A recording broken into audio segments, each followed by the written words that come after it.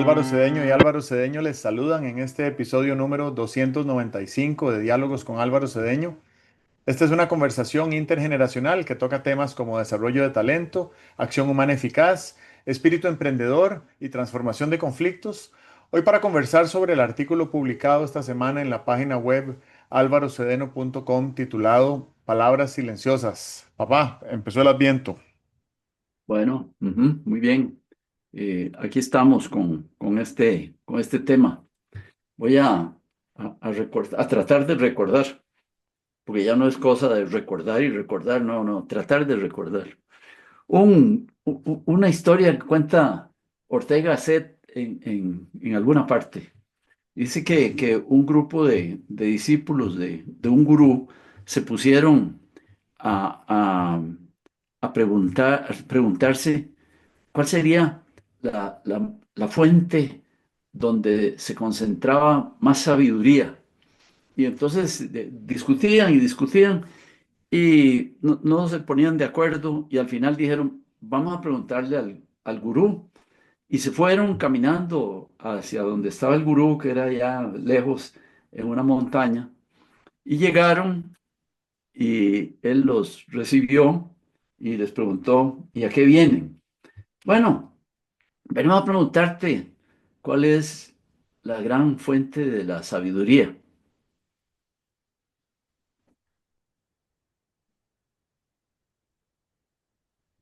Y él se quedó callado. Se quedó callado y le dieron tiempo y siguió callado. Y allá cuando había pasado un cierto tiempo, le volvieron a preguntar, gurú, o no sé cómo le decían, venimos a preguntarte cuál es la gran fuente de la sabiduría. Y él se volvió a quedar callado, pasó la noche callado, ellos se quedaron ahí y al día siguiente seguía callado y ya a mediodía pues volvieron a decirle, Venimos porque queremos saber para ti cuál es la gran fuente de la sabiduría." Y él dijo, ¿por qué me lo preguntáis? Ya os lo contesté. El silencio es el gran Brahman. El silencio es el gran sabio. La sabiduría está en el silencio. Entonces, esto de las palabras silenciosas eh, eh, mm, es tal vez como una apuesta a que el silencio nos pudiera poner en contacto con la sabiduría. A mí me ocurre muchas veces que escribo un artículo, el otro, yo nunca lo decía, pero un día leí por ahí a alguien que decía, un autor famoso, le preguntaron, bueno, ¿usted para qué escribe? Y dijo, yo escribo para mí, escribo para mí. Yo muchas cosas que escribo, las escribo, especialmente aquellas cosas que son ideales, aquellas cosas que son ejemplares no las escribo porque, porque yo las practique. Las escribo porque tengo una gran atracción por ellas. Posiblemente haya intentado muchas veces practicarlas, pero no he llegado a convertirlas en parte de mí. Entonces las escribo y cada vez que las escribo o las digo, de alguna manera quedo sintiéndome inclinado a practicarlas. En estos días, después del sábado que escribí este artículo de palabras silenciosas, tenía que hacer un trabajo complicado y cada vez que pensaba en el trabajo, pensaba un poco en él, ni hablaba ni escribía, pero lo dejaba ahí estar varias veces. Y hoy por la mañana, cuando me desperté, vi con toda claridad la integración de todas las cosillas que había venido pensando desde el sábado y simplemente me puse a escribirlas y en 15 minutos tenía escrita una nota, me parece que suficientemente buena. No era tan sabia como las palabras del gurú, pero suficientemente buena. Creo que si me hubiera puesto a preguntar, desde luego a preocuparme, a, eh, eh, a hacer lo que uno llama pe- pequeña conversación sobre el asunto, etcétera, no hubiera tenido tanto fruto como habiéndolas dejado añejar en el silencio. A mí lo del silencio siempre me ha producido una atracción muy grande. He estado en actividades donde se está en silencio mm, por, por días y siento como si la palabra, la expresión fueran desgaste de energía, porque en silencio voy sintiendo como que algo se construye, como que algo se construye, algo así como más bien como una presa que se va llenando, entonces te vas llenando, vas adquiriendo, como tienen las presas, una gran energía, energía potencial y esa energía potencial la puedes utilizar para encontrar cosas muy valiosas. Así que tal vez lo de las palabras silenciosas a lo que viene es hagamos un poco de ejercicio de no decir todo lo que se nos ocurra, de no aprovechar todas las oportunidades de hablar que hay, sino más bien aprovechar mucho las oportunidades de silencio. Esto es el tema general del artículo, luego tiene desde luego una versión muy específica que luego tal vez podríamos comentar, pero aquí lo dejo. Qué lindo, qué ganas de no decir nada.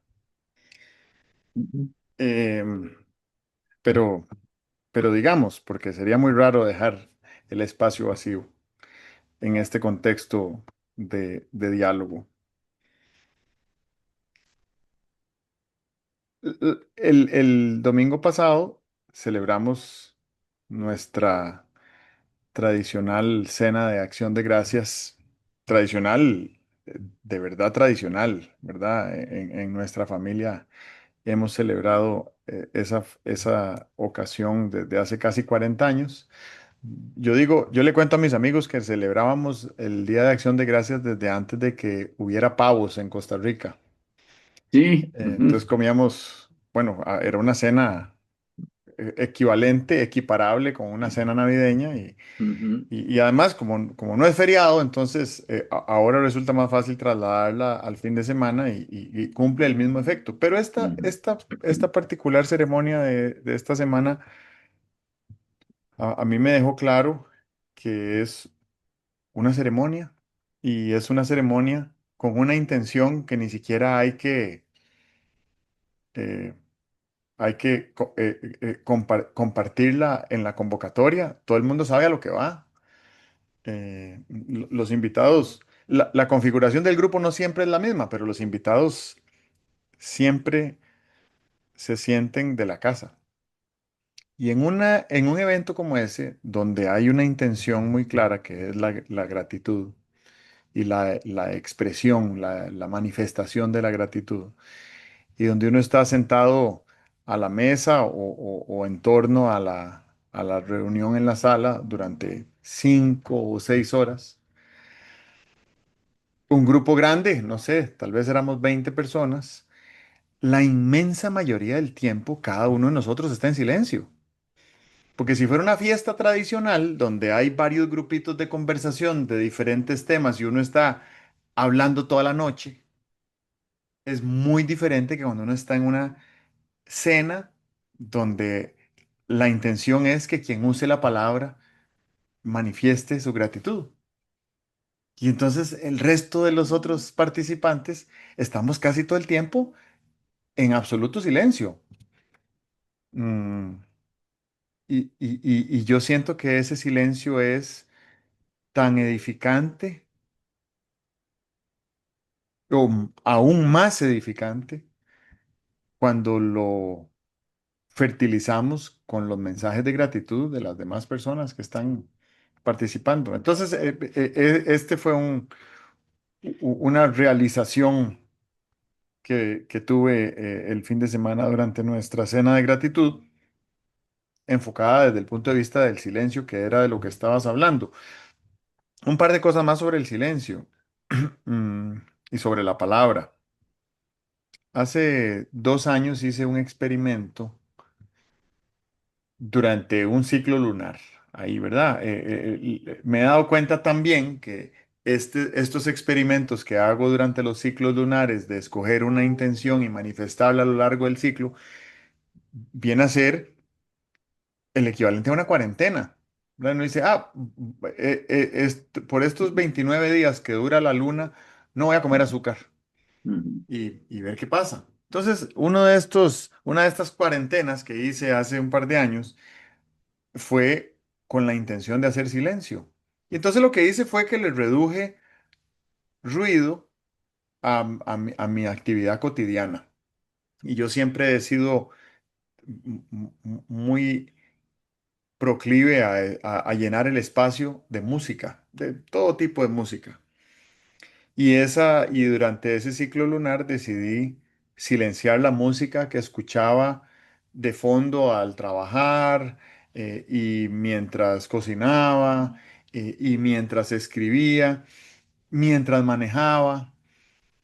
Y me di cuenta de que mi mente estaba todo el tiempo compitiendo contra ese sonido, contra ese ruido ambiente que yo mismo provocaba. Y al final de esa cuarentena, después de esos 29 días, nunca más volví a manejar con música, ni a cocinar con música, ni a escribir con música. Y esto me lleva a lo siguiente. Cuando yo me di cuenta de que la música que yo ponía para escribir, aunque fuera instrumental y una música así muy motivante y tal, mi mente estaba compitiendo contra ese ruido en busca del silencio necesario para escoger las palabras que iba a escribir. Y después de eso, de esa cuarentena, ahora me resulta más claro para qué escribo. Y oyéndote hablar, y- yo escribo para limpiar, y escribo para crecer, y escribo para florecer. Y entonces las palabras que uno escribe son como pequeñas piedras que se va llevando el río, y van sonando, pero van sonando, y entre más se alejan, menos suenan. Y yo no me devuelvo a escribir, a leer lo que escribí. No, no, no, no es una regla de no devolverse, simplemente no me devuelvo porque ya fue dicho, ya fue escrito, ya pasó, ¿verdad? No estoy escribiendo un libro, ni estoy escribiendo artículos todos los días. A veces sí, me da por publicar cosas todos los días, pero lo que publico es una fraccioncita de lo que uno puede escribir en una hora, que le salen tantos y tantas ideas y tantos sentimientos y tantos recuerdos y tantos planes, etcétera. Entonces, uno escribe para limpiar. Y respecto a las palabras, alguna vez hemos dicho aquí que las palabras son hechizos. Alguien me contó una vez que por eso es que en inglés deletear se dice spell, ¿verdad? Que significa hechizar.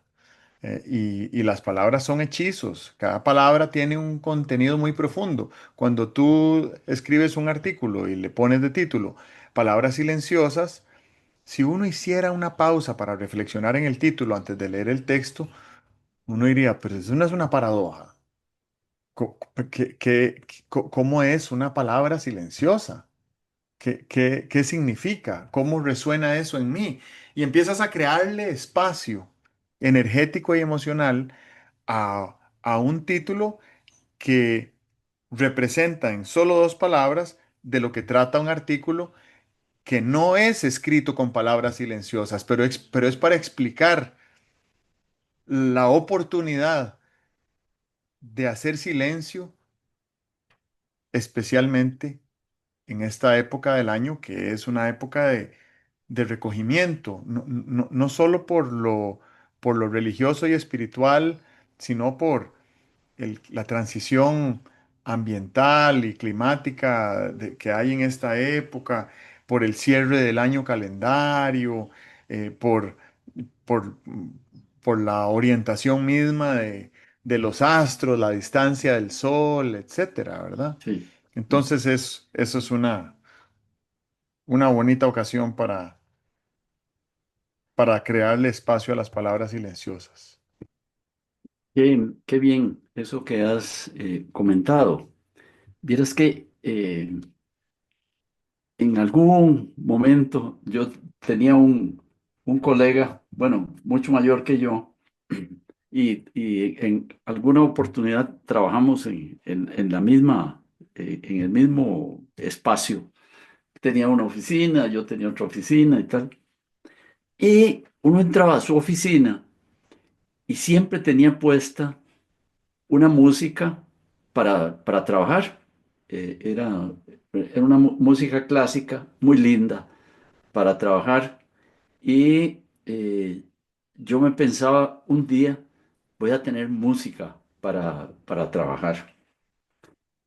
Intenté varias veces eh, trabajar con música y nunca pude, eh, no digamos música vocal, aún música instrumental, no digamos música instrumental popular, aún música clásica. Intenté últimamente con algo que en la red llaman música celta, que creo que tiene unas medidas distintas a la música que conocemos y es muy relajante la música celta, pero no puedo trabajar ni siquiera con música celta. Yo recuerdo en algún momento, hace muchos años, leyendo a Krishnamurti, tu madre me puso a leer a Krishnamurti a mí durante una larga época y en alguna oportunidad vi por ahí en algún libro de Krishnamurti que él decía algo así como, a mí, que el silencio, ¿verdad? Entonces hablando del silencio y la paz interior y tal, eh, y decía, por eso ni siquiera me parece a mí que sea recomendable estar en silencio con alguna música. O sea, silencio es silencio, no es ni con música, ¿verdad? Fundamentalmente porque yo creo que el silencio, la oportunidad que da es estar contigo, darse cuenta de que estás presente en unas determinadas circunstancias. Eso se lo habíamos leído a Krishnamurti hace mucho tiempo. Después se lo, se lo encontré a un autor que creo que se llama John Stevens, que escribió un libro que se llama Awareness, es darse cuenta. ¿Darse cuenta de qué? Pues darse cuenta de dónde estoy, en qué estoy, cómo me veré en estas circunstancias, cómo las circunstancias podrían presenciarme a mí. Bueno, eso quiere decir estar plenamente en el momento presente. Con las palabras, yo creo que nos pasa, y decías tú muy bien que las palabras son hechizos, son como condensaciones de energía, porque lo son. Eh, Deberíamos hablar haciendo unas ciertas pausas. Yo tenía un tío abuelo, hermano de mi abuelo paterno. Ellos eran de Tierra Blanca. A mi abuelo yo nunca lo oía hablar porque murió cuando yo era pequeño, pero a mi tío abuelo sí lo oía mucho hablar. Y para mí era una fiesta cuando él venía de Tierra Blanca y pasaba por mi casa, allá una vez al año, oírlo conversar, porque conversaba haciendo unas pausas que a mí ahora me parece, en aquel tiempo no sabía qué era el hechizo que ejercían en mí las pausas que él hacía. Ahora me parece que es que las pausas eran parte de la comunicación y me maravillaba realmente esa forma de conversar que él, él tenía. Eh, y ya para conectar con una anécdota clásica sobre concentración, degustación de la palabra, contemplación de la palabra, una anécdota que seguro me has oído contar.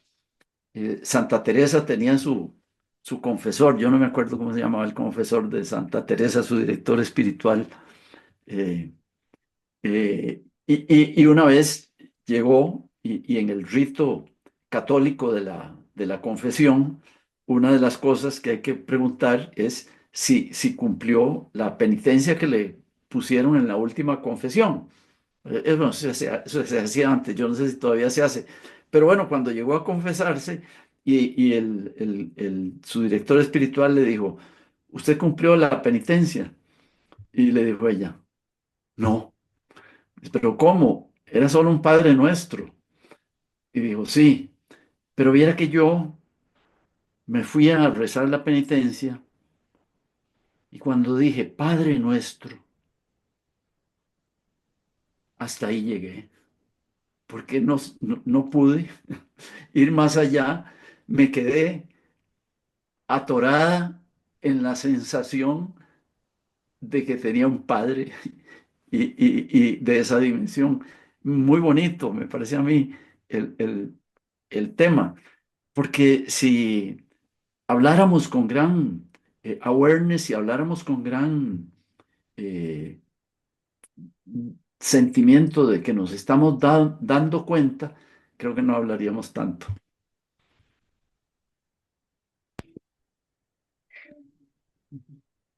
Creo que hoy hablamos a otro ritmo, y tenemos mucha más información de muchos más temas y estamos inmersos en un torbellino creciente de dinámica sociodigital donde es casi esperado que tengamos una opinión sobre todos los asuntos que se discuten. Y no hay nada más agotador para, para nuestra fuente, para nuestra fuente de, de conciencia y de ser, que tener que estar elaborando opiniones sobre cada tema que cruza nuestra razón, ¿verdad? Nuestro conocimiento. Entonces, el otro día vi una cita que me parece que era de Aristóteles, ya no recuerdo, siento que sí, que decía hace 2500 años que no hay que tener una opinión sobre todos los asuntos. Uno puede no tener una opinión y, y uno también puede tener una opinión y elegir no comunicarla. Entonces, creo que hay unos silencios que uno puede crear que son mucho más valiosos que las palabras y el mensaje que forman. El, hay un chiste que tiene bastante de realidad, que dice que eh, eh, la diplomacia es el arte de pensar dos veces antes de hablar y después no decir nada. Porque la diplomacia, al igual que esa ceremonia de gratitud del domingo, consiste el 99% del tiempo en guardar silencio. Y entonces uno se acostumbra uno aprende el valor del silencio, ¿verdad?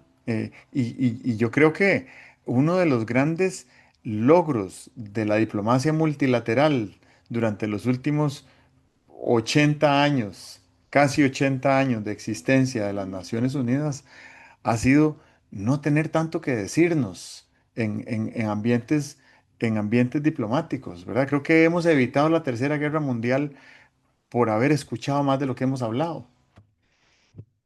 Y eso es llamativo.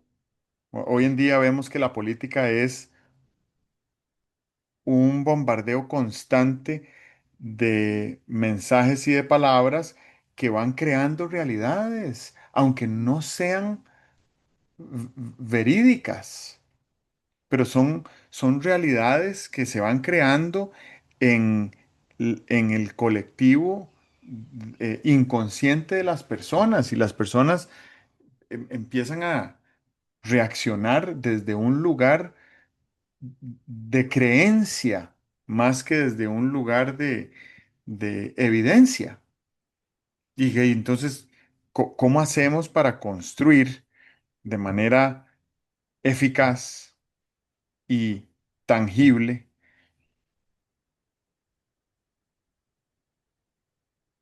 instituciones y soluciones que satisfagan las grandes necesidades más apremiantes que tiene la humanidad hoy en día? Si lo que tenemos es una competencia interminable de, de creencias que van elaborándose con el pasar de los mensajes políticos que recibimos todo el tiempo. Antes la campaña política en Costa Rica duraba 4 meses. Después se fue haciendo más larga porque el año previo a la campaña política era el año de las campañas internas. Pero antes había dos partidos, entonces las campañas internas eran uno en un mes y otro en otro mes y se acabó. Pero ahora hay 20 partidos o más, ¿verdad? 20 los que lograron escoger, encontrar candidatos a presidente. 20 candidatos a presidente. Y entonces todo el año previo a la campaña electoral es un año de campaña. Y el año anterior al año de campaña es año de elección de alcaldes. Entonces, pues ahí continuamos en campaña. Pero además resulta que hoy en día, en algunas jurisdicciones, pareciera como si el ejercicio de la presidencia o el ejercicio de la gobernanza consistiera en hacer campaña todo el tiempo, ¿verdad? Em, y eso es uno de los elementos que caracteriza a ese fenómeno que denominamos el populismo, y es estar llenando el espacio con mensajes de lo que el pueblo quiere oír. Y lo que el pueblo quiere oír no siempre es lo que el pueblo necesita para satisfacer sus necesidades reales, apremiantes, ¿verdad? No se sale de la pobreza con narrativas. Y la pobreza en todo sentido, no estoy hablando solo de pobreza socioeconómica, ¿verdad? No se sale del ¿cómo se llama? Del invierno educativo, ¿cómo es que se llama? El, Sí, sí. Ujú. la El pausa apagón educativa, educativo. el apagón Ujú. educativo, Apagón educativo. no se sale de las filas de espera en la seguridad social con relatos y con narrativas y con cuentos, ¿verdad? Y eso es lo que escuchamos. Y la gente se siente acompañada, se siente vista, se siente escuchada cuando está haciendo cuando está en la fila para ser atendido en la seguridad social, recibe estos mensajes de acusación y de enojo y la gente se siente vista. Entonces simpatiza con el emisor de esos mensajes y no estamos aligerando las filas, ni las estamos haciendo más cortas, ni estamos resolviendo ningún problema, ¿verdad? Eh, eso es serio. Eh, l- una reacción a lo que decías. la importancia de escucharse a uno mismo. Y para poderse escuchar a uno mismo, uno tiene que estar un poquito más tiempo en silencio. Y además, con la intención de prestarse atención y y de hacer silencio y de tener espacios intencionales donde uno pueda escucharse. eh, Escuchar su digestión, escuchar sus patrones de sueño, escuchar sus inquietudes y sus anhelos y sus miedos también, y escuchar sus oportunidades, que a veces las dejamos pasar simplemente porque no les dimos el chance de sentirse escuchadas. Esta, el domingo pasado corrí una media maratón, que es una competencia rigurosa. Había hecho otras en el pasado, pero nunca con la seriedad con la que asumí la responsabilidad de entrenarme para ella. Y durante todos los meses de entrenamiento estuve muchas horas en silencio conmigo mismo, corriendo, pero teniendo unos diálogos. Además, yo corro sin música, ¿verdad? Ni loco correría con música porque eso es meterle ruido a un espacio donde la sobredosis hormonal que uno recibe ahí ya después de una hora de correr nos hace tener unas conversaciones con nosotros mismos que si las escuchamos están muy ricas y muy cargadas de, de ideas potentes. Durante la carrera disfruté mucho de tener otro espacio más para poder estar conmigo mismo en silencio y escuchando y simplemente estando conmigo mismo, que al final de cuentas eso es en lo que uno anda, ¿verdad? Estando con uno mismo. Así que eh, yo diría que palabras silenciosas también es la posibilidad de guardar silencio para ver cuáles palabras emergen dentro de nosotros y escucharlas.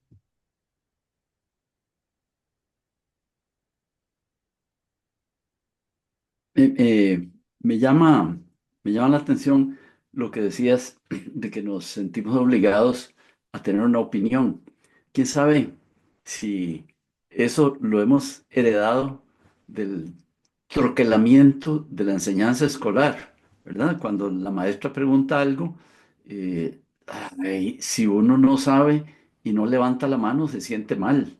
Entonces, cuando la maestra pregunta, levantamos la mano, pues no para que nos pregunten, tal vez sí, pero principalmente para decir, yo tengo una respuesta para eso que usted está preguntando. Eh, Tenemos una grandísima dificultad a decir no sé, y fíjate que decir no sé es, me parece a mí, una de uno de los pasos importantes del método científico. Si uno supiera todo, no investigaría nada. Si supiera todo, ¿para qué escribe, verdad? Porque escribe, creo, cuando uno escribe un artículo, escribe el artículo porque se encontró algo comunicable. Pero si lo supiera todo, no necesitaría escribir artículos. Casi que los artículos y los libros que se escriben, me parece a mí que se escriben por la sorpresa de el autor de que antes no sabía y ahora sí sabe y quiere comunicarlo. Pero desde luego que no, como dices muy bien, uno debería tener el derecho a no tener una opinión sobre algo. Yo veo a los pobres candidatos a la presidencia, ahora no he visto ninguno, pero bueno, sí, en programas, no en debates, pero cuando les preguntan se sienten obligados a responder, porque no responder podría ser que pasa, este no sabe de este tema, y se vale no saber de ese tema. Eh, Imagínate, eh, no sé, eh, estoy pensando en una persona que tiene formación en educación, como hemos tenido candidatos a puestos importantes, tiene formación en educación y le preguntan algo sobre obras públicas. Tendría derecho a no saber sobre obras públicas. Él va a tener un ministro que va a ser el jerarca de todo lo relacionado con obras públicas. El presidente no es el jerarca de la función de obras públicas del gobierno, es el ministro respectivo, según me ha enseñado los artículos de Johnny Meoño. Entonces, se puede no tener opinión sobre un asunto. Después, en cuanto a temas, no tenemos la costumbre de jerarquizarlos. Deberíamos tener la costumbre de decir, bueno, hay unos temas sobre los cuales yo no consumo información y unos temas sobre los cuales desde luego no tengo opinión. Ahora anda dando vueltas en los alrededores del sistema solar un cometa, que no me acuerdo cómo se llama. ¿Tú te acuerdas cómo se llama el cometa? El Yo 3 no me y acuerdo. Atlas. Eso es, el 3 y Atlas, ¿ok? Eh, Sobre ese cometa, primero no leo nada, ¿verdad? Eh, ¿Por qué no leo nada? No porque no me interese, sino porque veo que ha habido un gran bullicio de espectacularidad desde que empezaron a decir que posiblemente era algo tripulado. Después ya no era tripulado, sino que era algo a lo que se le veía una cierta estructura.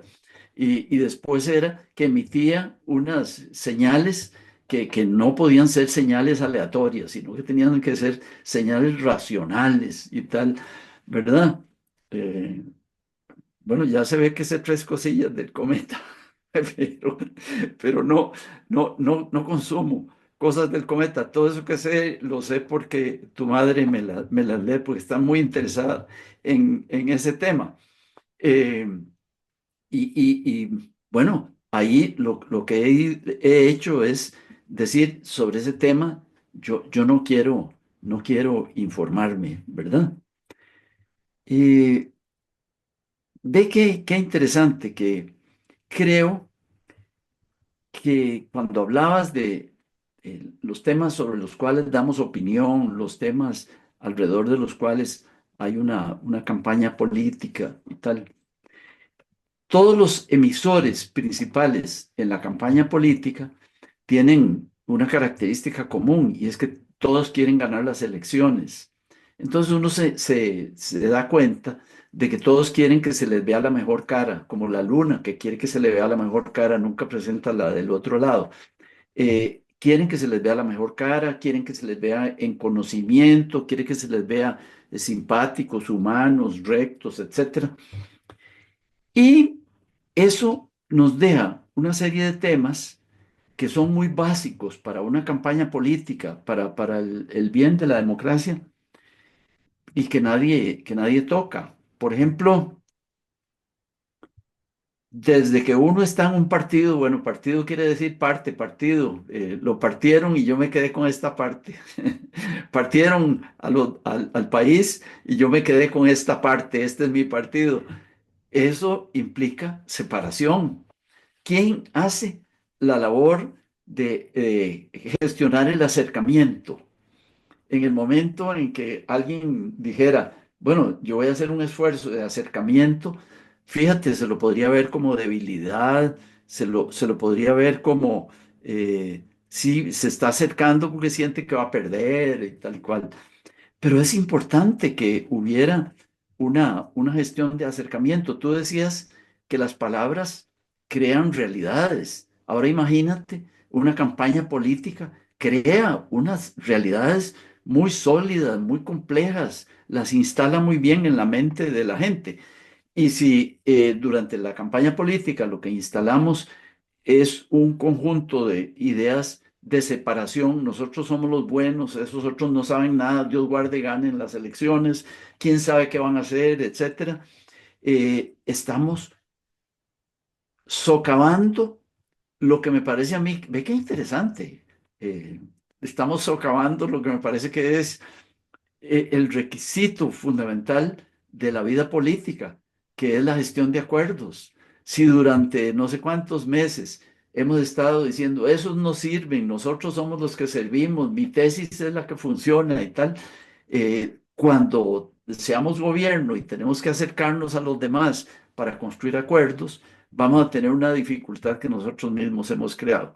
Cuando pensaba en todo esto, decía yo, hombre, qué interesante que el tribunal o nuestra legislación electoral, no es el tribunal, que nuestra legislación, eh, qué interesante, sería una legislación electoral que dijera, nosotros vamos a tener los partidos que se inscriban para participar en el concurso por el poder. Pero además vamos a tener unos espacios para unos partidos a los que llamaremos blancos, silenciosos, neutros, como sea, neutro es una palabra muy fea, pero vamos a tener esa posibilidad a unos partidos y entonces imagínate, en este mundo feliz se inscribe un partido blanco, se inscribe un partido silencioso, que lo que va a tratar de hacer en la campaña es abogar, predicar por todos estos requerimientos que robustecerían la democracia, que le aumentarían la probabilidad a los próximos 4 años de ser muy eficaz y entonces no estarían jalando agua para su molino, sino que estarían diciendo, eh, dando unas pinceladas sobre un país más constructivo, un país más inclusivo, un país más eh, con grupos más cercanos, más orientados hacia ideales superiores nacionales y que desde luego este grupo tuviera un apoyo para difundir estas cosas, porque pedirle a la gente que se organice para hacer esto y que lo vaya haciendo pidiendo dinero en las esquinas o en los buses, me parece que sería un defecto del sistema democrático. Ve qué interesante que el sistema electoral nuestro financia la comunicación, tanto la que puede tener buenos resultados como la que puede tener malos resultados. Un partido puede ser extremadamente tóxico y sin embargo tiene financiamiento electoral. Entonces, qué interesante financiar unos esfuerzos de comunicación que fueran tonificantes, robustecedores, constructivos. Qué interesante, me haces pensar en, cuando hablaste de partidos silenciosos, pensé en elecciones silenciosas. Y las, las elecciones en Suiza son silenciosas por la siguiente razón.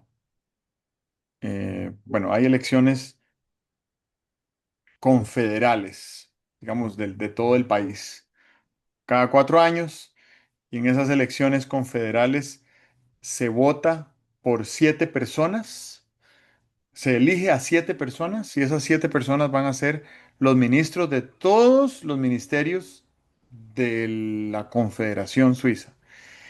Y además de que cada uno tiene varios ministerios a su cargo, o sea, es como un mini presidente a cargo de varios ministerios, entre esos 7 se rotan una vez al año la presidencia de la Confederación Suiza. Eso quiere decir que de los 7 ministros que se eligen cada 4 años, 4 van a ser presidentes durante un año y 3 no van a ser presidentes.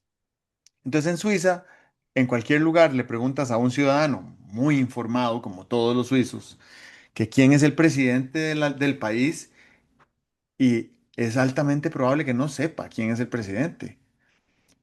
Primero porque a nadie le importa y segundo porque es muchísimo más importante quién es el alcalde del cantón. Entonces, el alcalde del cantón también se elige cada 4 años, pero además de que se elige el alcalde, cada 3 meses hay un plebiscito o referendo de cada cantón y todos los cantones hacen referendo el mismo día. Entonces es un día que hay elecciones cada 3 meses donde se vota sí o no por la agenda de trabajo que el alcalde le presenta a los ciudadanos de su cantón.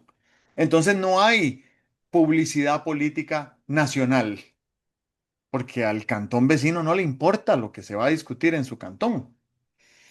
Eh, y segundo, hay muy buena divulgación de información, sobre todo los fines de semana, en la calle, que la gente sale a hacer compras y a caminar, ciudades muy caminables, entonces hay mucho diálogo callejero con gente que está promoviendo el sí o el no de alguno de los temas, pero no hay nadie que está defendiendo todos los temas, o todo el sí o todo el no, sino que es muy puntual.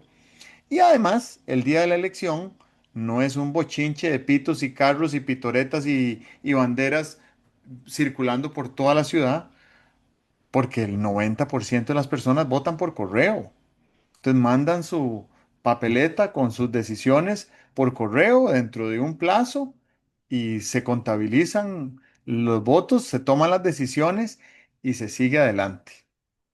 Entonces las elecciones en Suiza son relativamente silenciosas, pero me pregunto qué pasaría si aquí en Costa Rica, en este contexto donde tenemos 20 candidatos presidenciales y que todos los partidos tienen poquísimos recursos para campañas electorales de 4 meses, que es mucho tiempo, ¿qué pasaría si, por ejemplo, en el último mes de elecciones, que es enero, y que enero seguramente tiene por lo menos 20 días hábiles, cada uno de esos días hábiles le vamos a prestar toda la atención ciudadana que merezca cada uno de los candidatos? Y entonces el lunes le vamos a poner atención al candidato uno y el martes al 2 y el miércoles al 3 y el candidato tiene un día para hacer su despliegue de conocimientos, experiencias, agenda, ideas, oportunidades, opiniones, personas que están allegadas a él o a ella y que pudiéramos tener mayor criterio para decidir con libertad y con información veraz quién querríamos que condujera los asuntos públicos del Estado costarricense por los próximos 4 años. Eso no va a suceder, pero sería muy interesante que nos involucráramos de esa manera en prestarle plena atención a alguien que está convencido de que tiene los atestados suficientes para ser jefe de Estado de un país como Costa Rica durante los próximos 4 años. Dos cosas más y con esto termino. Lo primero es que decías que los políticos no tienen que tener una respuesta para todo ni una opinión para todo. Por eso es que los políticos más consabidos y recatados no dan entrevistas ni agarran un micrófono encendido a, a buenas y a ciegas, sino que tienen un texto preparado con el mensaje que van a comunicar. Me parece que no es, no es un atributo de la buena gobernanza el ser capaz de dar respuestas satisfactorias a los exámenes orales que le hace la prensa y la ciudadanía a los jerarcas públicos, ¿verdad? Porque no solo es el presidente, también son los ministros y los viceministros. Así no es como se gobierna, ¿verdad? Sería muy interesante que el jerarca dijera, eh, deme 24 horas para entender a dónde está parado nuestro gobierno respecto a ese tema y mañana emito la respuesta y ahí en esas 24 horas su equipo elabora la respuesta que corresponda. Y lo segundo que iba a decir es que hay una gran diferencia, que es muy notoria, entre el saber técnico y el saber político. El saber técnico exige rigor, datos, evidencias, prueba. Es un saber muy científico. El saber político, a veces basta con insultar a alguien y no importa que la respuesta, no importa que la pregunta no haya sido respondida, la gente se siente satisfecha de haber oído un insulto, aunque la pregunta no era eso lo que buscaba, ¿verdad? Y entonces, claro, cuando se va acomodando el negocio del populismo, entonces se van montando cada vez más exámenes orales donde las preguntas son menos conducentes hacia el saber técnico y más conducentes hacia el bochinche y al bochorno y al insulto. Y nos vamos acostumbrando a eso y vamos consumiendo esa información y eso es lo más que escuchamos hoy en día. Nos enteramos de pequeños, cortos mensajes de los jerarcas públicos y usualmente son altisonantes, salidos de contexto, con bajísimo rigor técnico y diseñados para exaltar las emociones violentas del electorado. Con esto termino. Yo quisiera, con las sugerencias que me dejas, hacer la siguiente reflexión. Si alguien tuviera que contratar a un piloto privado para que le condujera un avión privado, eh, no lo invitaría a que contara cosas de su experiencia eh, como piloto. Le pediría que trajera unos datos que serían algo así como un palmarés y aquel diría, mire, yo he volado tanto tiempo, tantas horas en conduciendo tal avión, he volado tantas otras conduciendo tal otro avión, eh, conozco no sé cuáles aeropuertos, he hecho tales rutas y entonces con eso te das cuenta de si ese piloto está hablando de algo que sabe o no sabe. En la elección de candidatos no hacemos nada parecido. La experiencia del candidato queda ahí muy postergada. Lo que más se le cuenta es la forma como respondió, qué le dijo al otro. En los debates, eso es fundamental, ¿verdad? Entonces, yo creo que tenemos que hacerle una serie de modificaciones a nuestro sistema democrático, pero también tenemos que hacérsela a nuestro sistema electoral. Ambos, creo yo, que son bastante buenos, lo cual quiere decir que no son perfectos y hay que modificarlos. Y casi que la otra cosa que nuestra legislación electoral tendría que pedir es que al final de cada campaña, hubiera un depósito de aprendizajes que los que han sido principales actores en la campaña tuvieran que dejar por ahí, ¿verdad? Imagínate 19 candidatos perdidosos y uno ganador que habrá dentro de 2 meses o 3 meses. Tendrían que decir qué aprendieron de la campaña y que eso quedara como un depósito útil para nuestra legislación y práctica electoral. O sea, lo que estoy recomendando es que nuestra democracia, nuestro sistema electoral pongan en funcionamiento lo que se llama gestión del conocimiento. Eso se podrá dar en el futuro. Habría que hablar más de esto, pero creo que se beneficiaría muchísimo el país, porque si no, ¿cómo los candidatos y las campañas van a ir mejorando si no tenemos esa gestión del conocimiento? Muy bien, nos vamos. Se me olvidó hacer referencia. Silencio, silencio sí que no hicimos. No, no, no. No, se me olvidó de hecho hacer referencia al cometa. Yo sí me puse a estudiar el tema del cometa temprano en las noticias para ver qué era la cosa, porque tengo un amigo muy cercano que está fascinado con las teorías de conspiración del cometa y tengo que decir que las teorías de conspiración son mucho más interesantes que la ciencia. Así Ajá, que, ajá. bueno, Muy seguimos. bien. Nos Sí, vemos. Julio Verne es mucho más leíble que Albert Einstein. Exactamente. Ajá. Nos vemos. Ok, Que estés adiós. bien. Chao.